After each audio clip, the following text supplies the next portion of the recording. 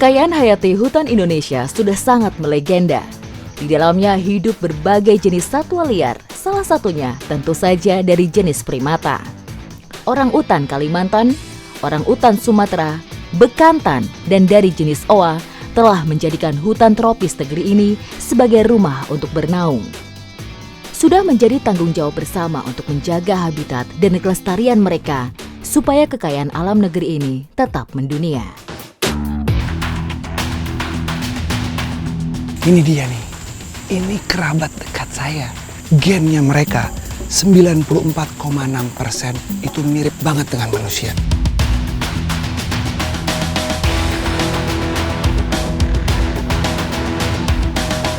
Tahun 1982, Tanjung Puting ditetapkan sebagai Taman Nasional untuk Perlindungan Primata Endemik Kalimantan. Yap, apalagi kalau bukan Pongo Pygmaeus atau orangutan Kalimantan. Kini statusnya juga sudah menjadi salah satu cagar biosfer dunia. Cagar biosfer merupakan suatu kawasan dilindungi karena di dalamnya menyimpan kekayaan ekosistem yang unik, endemik, dan langka. Nah, ini dia nih. Ini kerabat dekat saya. Sedang dalam proses feeding. Oh ya, satu lagi. Kenapa saya harus ngomongnya pelan-pelan? Karena takut mengganggu orang hutan tersebut. Dan selalu saya bilang kerabat dekat.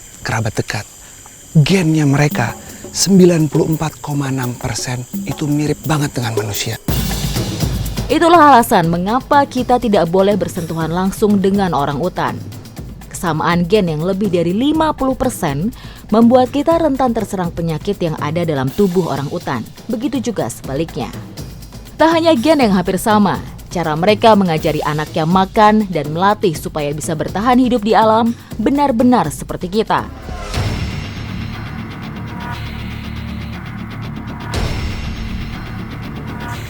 Yang banyak cipetnya itu pejantannya. Meski menjadi rumah bagi orangutan, ternyata memang gak gampang untuk melihat mereka hidup di hutan.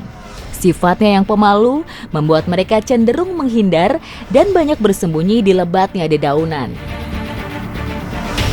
Marau namanya Pak kalau untuk kami di sini. Jadi itu dimakan orangutan buat protein bagi tubuhnya. Oh gitu? Iya. Orangutannya tetap belum ada, tapi saya ketemu sama makanannya. Jadi orangutan itu tidak hanya makan buah-buahan, dia juga makan ulat untuk protein. Tuh, ulatnya lagi naik di atas. Selain menjadi sumber protein hewani buat orangutan, munculnya ulat marau juga menjadi pertanda perubahan cuaca. Ulat satu ini muncul ketika menjelang musim kemarau.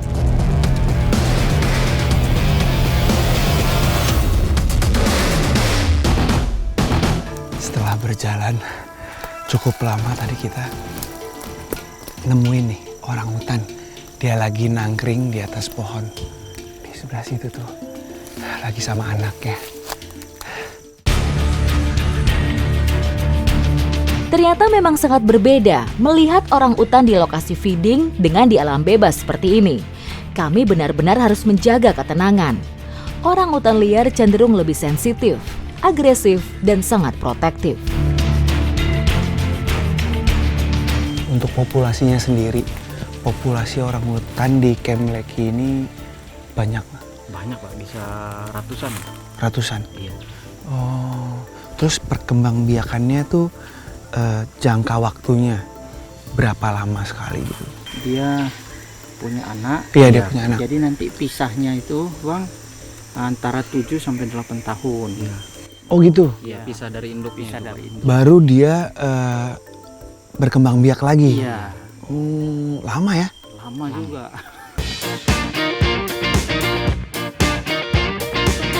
Pada dasarnya, mereka akan cenderung menghindar jika merasa terusik. Saat membawa anakan, induk orangutan akan memberi bekal cara bertahan hidup ke anaknya.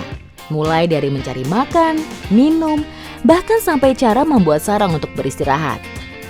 Daya ingat yang kuat membuat orangutan sangat lihai dalam pemetaan habitatnya dan belajar hal-hal baru. Bang Dian. Dari tadi orangutannya pas Pas kita mau tinggalin dia cabut-cabut dahan. Itu mau bikin sarang kayaknya, Pak. Hah? Mau bikin sarang. Oh gitu? Iya. Itu udah mau tidur. Oh, Mana, Pak? Oh iya itu. Iya, saya baru gitu. iya betul. Iya betul. Mau bikin sarang. Jadi pada saat orang hutan itu mau tidur, dia biasanya ngambilin batang-batang daun untuk dijadikan kasur buat sarang bermalamnya dia.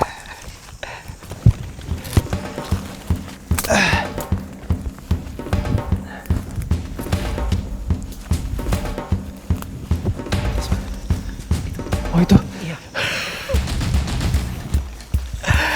Akhirnya saya bisa lihat pejantannya juga. Kebetulan dia lagi tuh bertengger di atas pohon.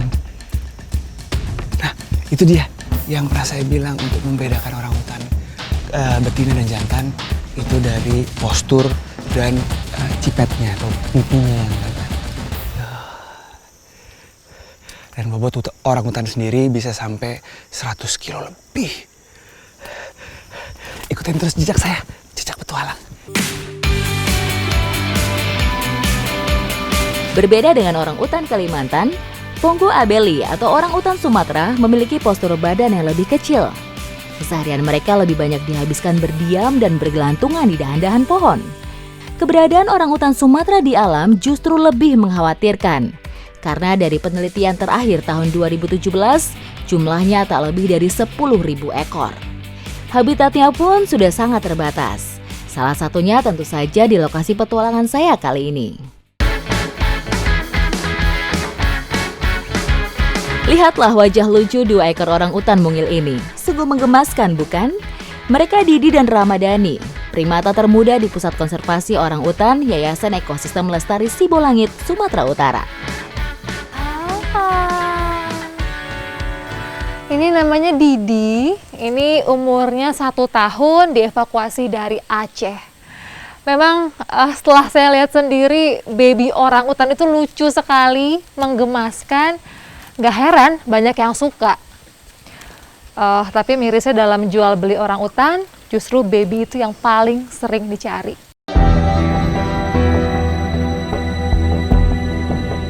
Mereka Didi dan Ramadhani, primata termuda di Pusat Konservasi Orang Utan Yayasan Ekosistem Lestari Sibolangit, Sumatera Utara.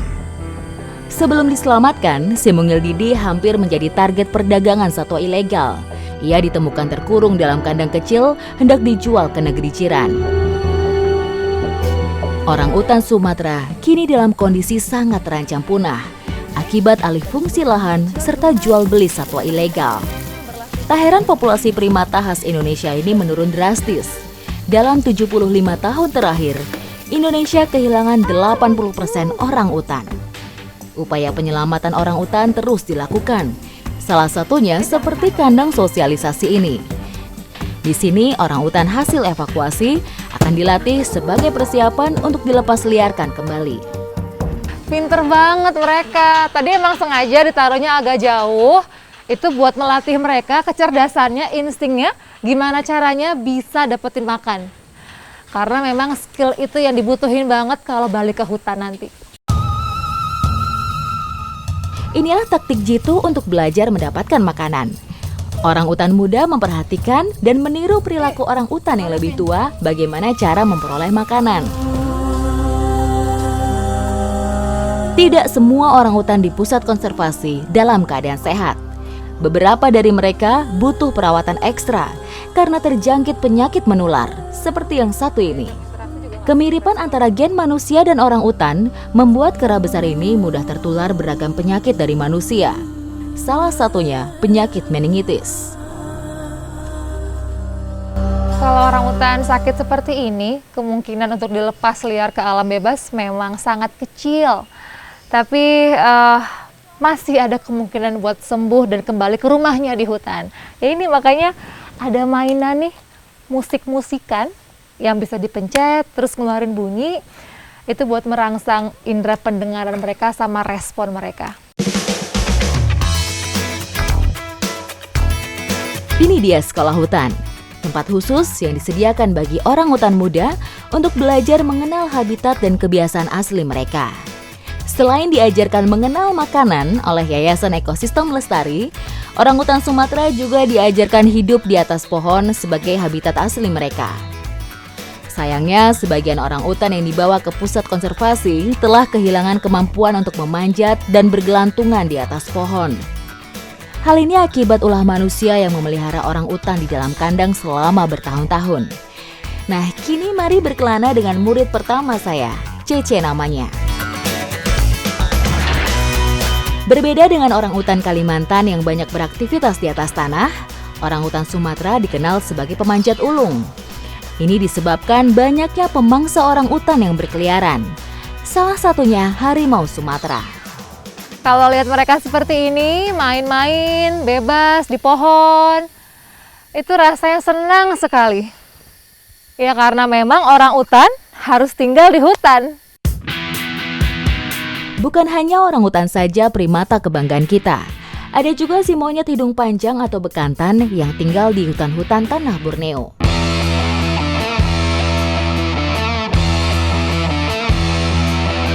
Bertualang ke tanah Borneo memberi saya pengalaman seru melakukan rescue satwa endemik Kalimantan, bekantan.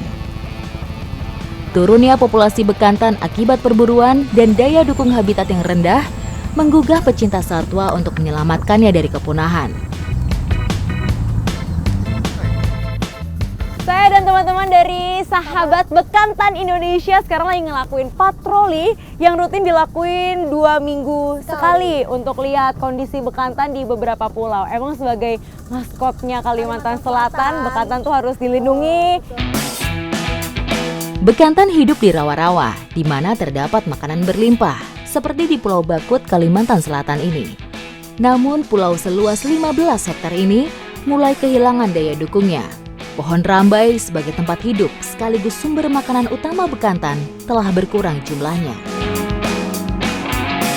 Primata yang dijadikan maskot Provinsi Kalimantan Selatan sejak 1990 ini telah masuk dalam kategori terancam. Artinya, keberadaannya diambang kepunahan. Di depan saya, ini mereka udah mulai pada ngumpul satu persatu ke pohon yang paling besar ini. Besar-besar banget ukurannya, gemas. Satu kelompok, sekarang saya baru lihat ada sekitar 5 bekantan.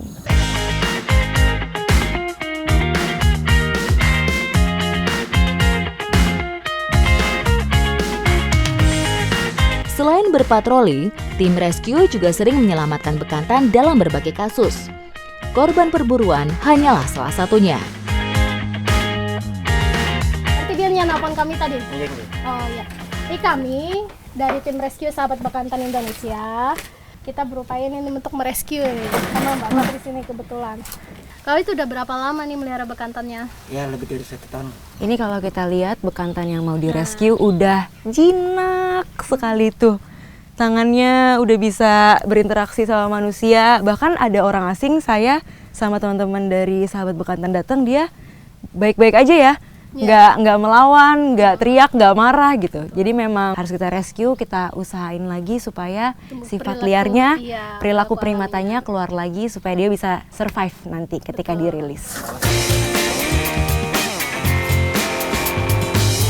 Nasalis larvatus merupakan satwa yang sangat rentan stres.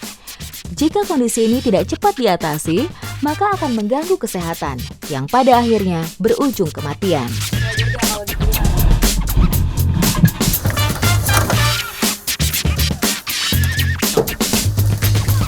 Lamanya interaksi bekantan dengan manusia membuat bekantan kehilangan sifat liarnya hingga berubah menjadi hewan jinak. Di tempat rehabilitasi inilah bekantan dirawat dan dikembalikan sifat liarnya. Beberapa prosedur awal wajib dilakukan untuk mengetahui kondisi kesehatan bekantan. Pemberian vitamin bertujuan mengurangi stres serta meningkatkan nafsu makan. Perlakuan bekantan pun berbeda untuk setiap kasusnya. Nah, cuma ini ternyata ada masalah, untung sedikit aja ya dok ya, di bagian punggungnya nih kita lihat. Jadi ada gangguan kulit. Jadi memang setiap bekantan yang ada di sini direhabilitasi lagi. Mereka ini dirilis. mereka sendiri punya kisahnya masing-masing. Jadi datang ke sini dengan cerita yang berbeda. Kalau ini salah satunya Bongki, waktu itu dia kesetrum ya. Kesetrum listrik, terus rambutnya rontok semua, akhirnya dirawat. Tapi untungnya dia memang liar. Betul. Karena memang dia dari alam liar, jadi kemungkinan dia bisa dikembalikan lagi ke habitatnya itu lebih besar.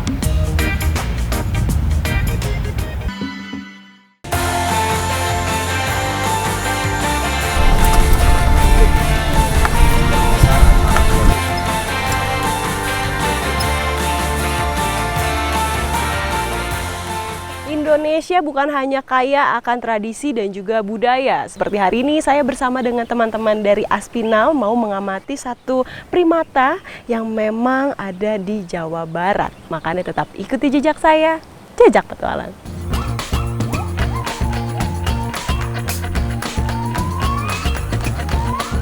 Owa Jawa merupakan primata endemik yang saat ini berstatus rentan, sehingga sudah dimulai usaha untuk penangkaran owa Jawa di sini.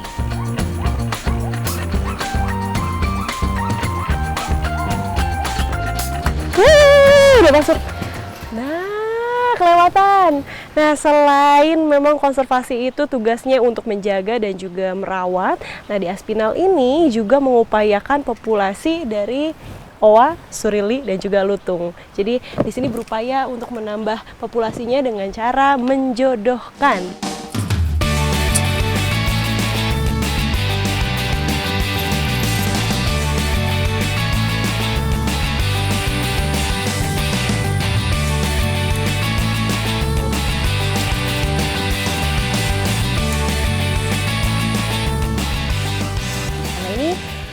Tadi Dona dan Doni sudah dalam satu kandang, cuma kalau untuk pertama kali penjodohan memang harus ada sekatnya, kandangnya jangan dulu disatuin karena lihat dulu dari mereka itu cocok atau enggak, itu paling lama 3 bulan.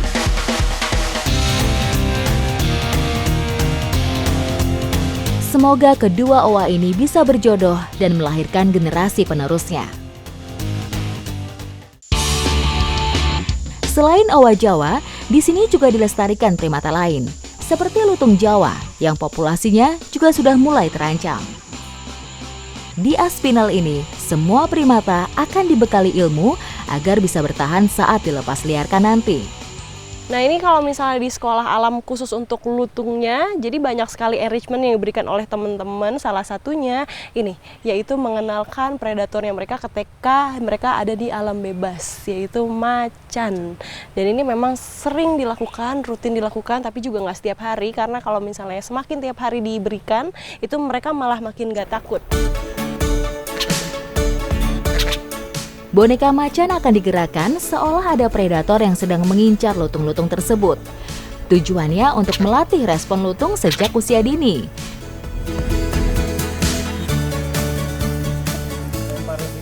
Percobaan yang kesekian kali. Akhirnya percobaan saya untuk ngasih pakan. Nah, jadi ini adalah salah satu pakan alaminya mereka. Kalau disebutnya di Sunda itu rorontengan atau masih sejenis timun. Nah, itu ditaruhnya pun harus di atas ketinggian. Jadi mereka biar kebiasa nanti pada saat di habitatnya itu kan memang dia berada di atas pohon.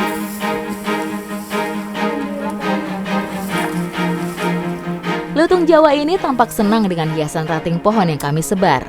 Mereka merasa nyaman dan tidak terganggu.